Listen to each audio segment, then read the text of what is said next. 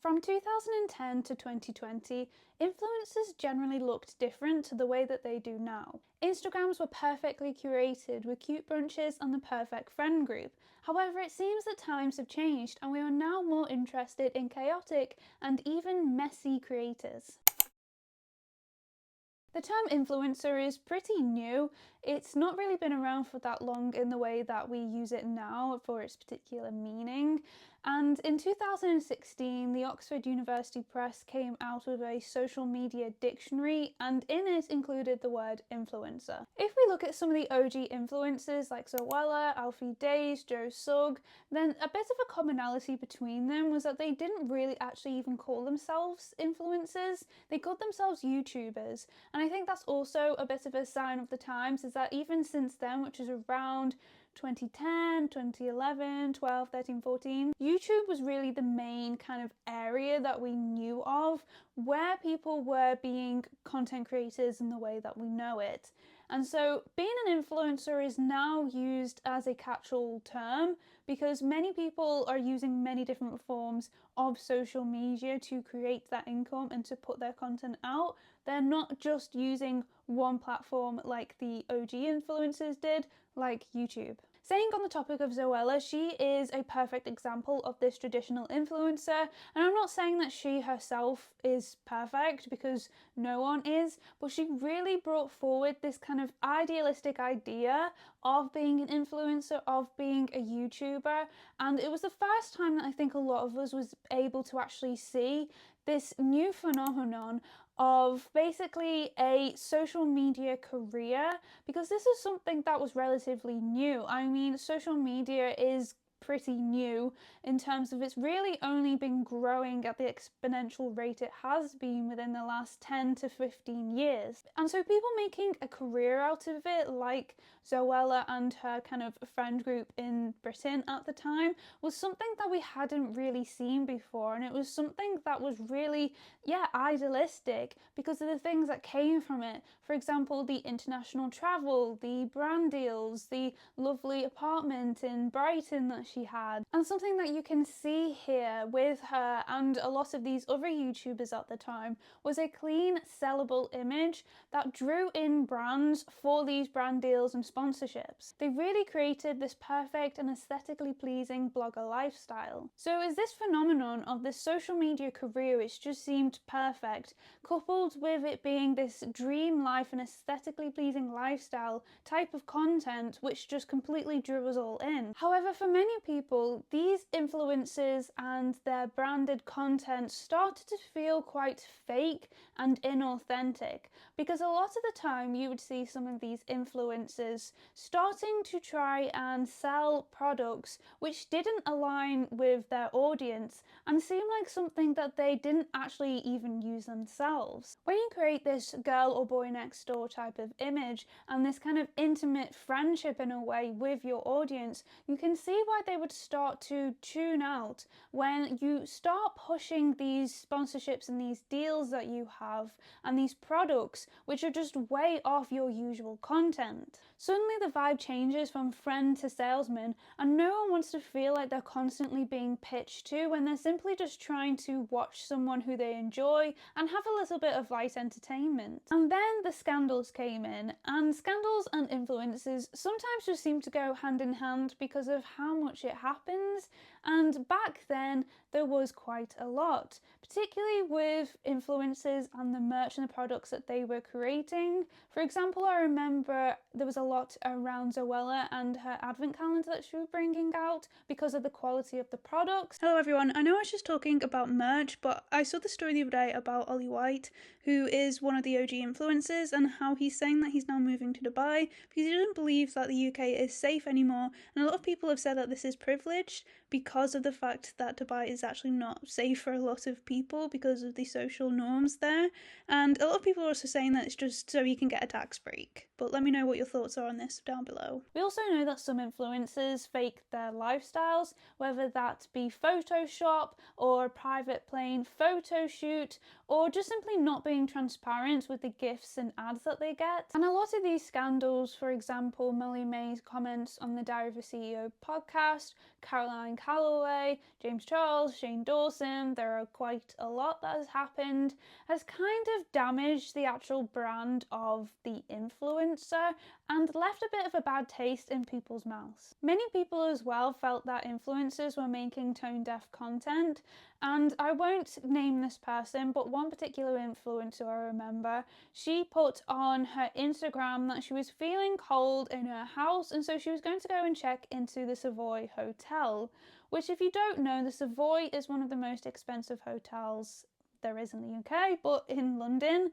And this was around the time that a lot of people were struggling. I mean, they still are, but a lot of people were struggling with the fact that they couldn't even feel like they could put on their heating because of the cost of it. And it just felt a little bit out of place and out of touch to say this. Arguably, it was during the pandemic when we saw this shift happen, and also with the rise of TikTok. A lot of people were getting frustrated with influencers who were posting videos of themselves crying and getting upset about the lockdown restrictions, though they were living in a multi-million-pound home, despite the average person living in a house probably with the rest of their family and in quite close quarters. There was a lot of heat on some of these traditional influencers because there was a lot of coverage about the fact that some of them just didn't social distance, and a lot of them were also going to different countries even though there were travel restrictions, and so this frustrated people as well. This type of content just really started to rub people the wrong way.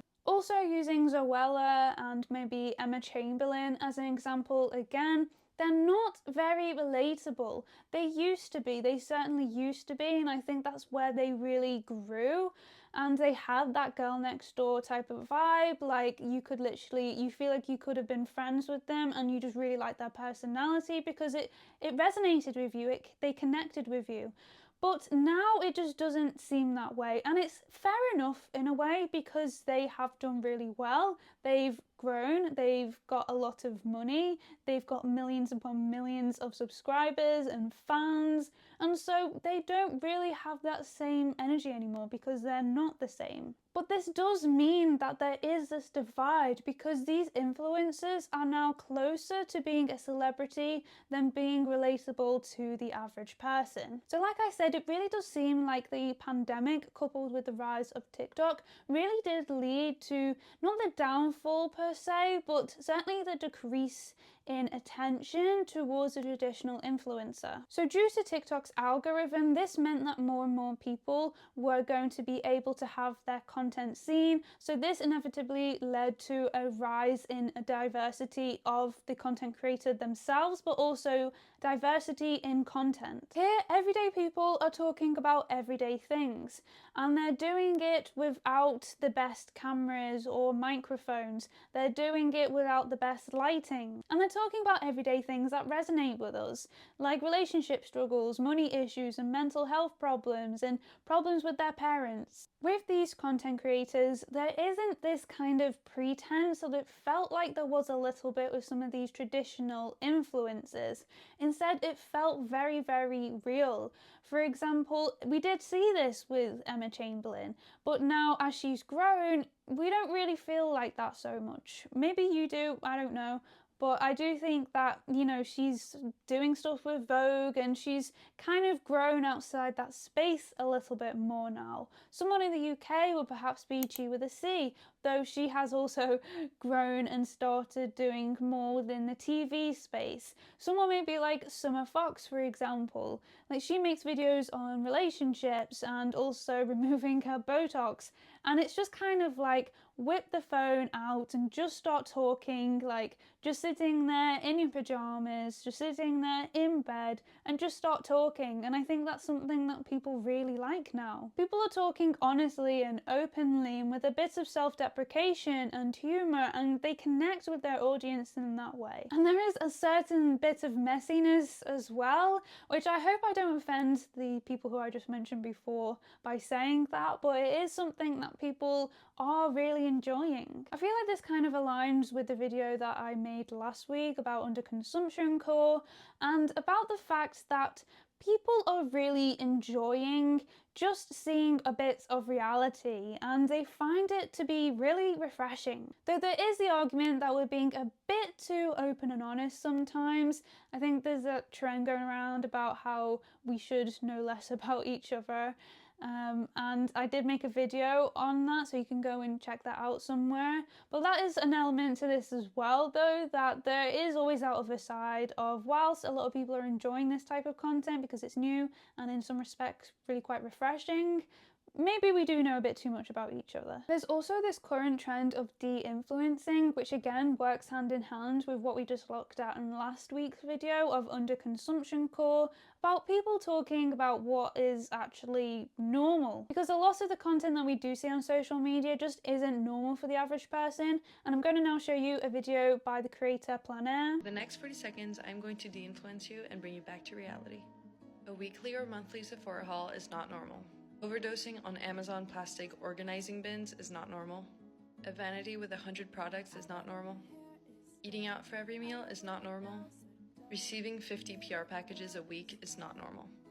I'm here to remind you that most people live normal lives and that what you see online is just a sliver of the truth. A lot of what she just said really does go against what traditional influencers do, which is to try and get you to buy more of things that you don't usually actually even need. And again, this type of content is refreshing. Her saying this isn't normal is refreshing because we are taught so much on social media that buying this and buying that and doing this and having this particular lifestyle is normal and is something that you should be doing. It also seems like content creators aren't being pulled in as much by brands and sponsorships in a particular way, I suppose, because they are being more honest online about particular products. Like, they just don't really sugarcoat it anymore because they don't really feel like they have the need to. This could be a couple of reasons why. It could be because some of these content creators who are on there and a lot of people's favorites,